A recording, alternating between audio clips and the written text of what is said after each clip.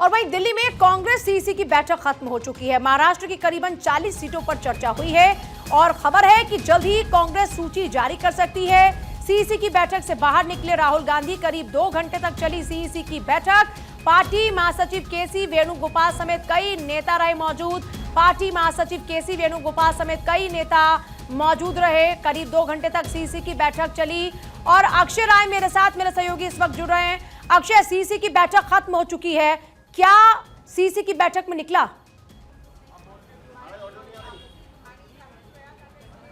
देखिए पूजा, सीसी की बैठक बुलाई गई थी और महाराष्ट्र चुनाव क्योंकि महाविकास अघाड़ी के लिए काफ़ी महत्वपूर्ण होने जा रहा है। अभी तक जो सीटों का बंटवारा हुआ है कि 85 सीटें सभी दल लड़ेंगे, चाहे कांग्रेस हो या एनसीपी हो या फिर उद्धव ठाकरे जो शिवसेना यूबीटी ग्रुप हो।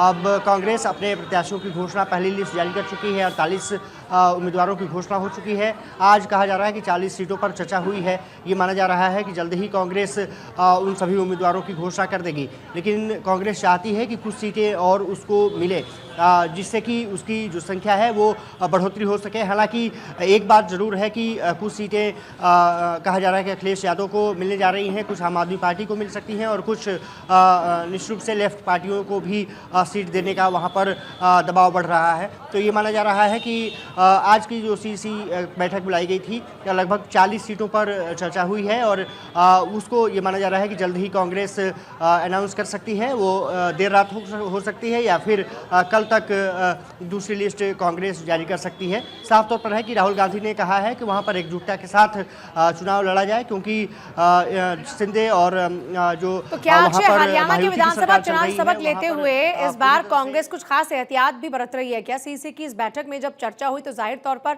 पार्टी से ऊपर उठकर कोई अपने निजी हित के बारे में ना सोचे, ये भी एक महत्वपूर्ण पहलू रहा होगा।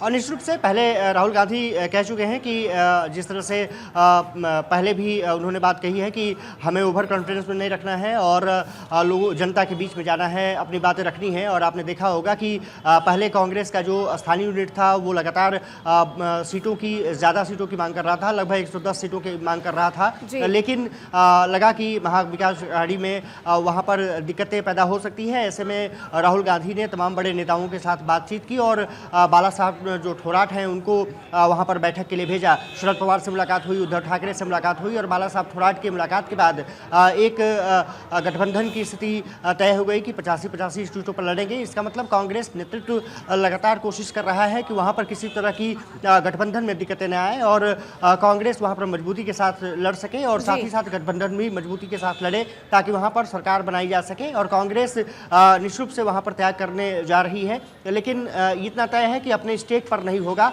कोशिश कांग्रेस की ये है कि वहां पर ज़्यादा से ज़्यादा सीटें जीती जा सके और साथ ही साथ सहयोगियों को जितना मजबूत किया जा सकता है वो भी किया जा सके।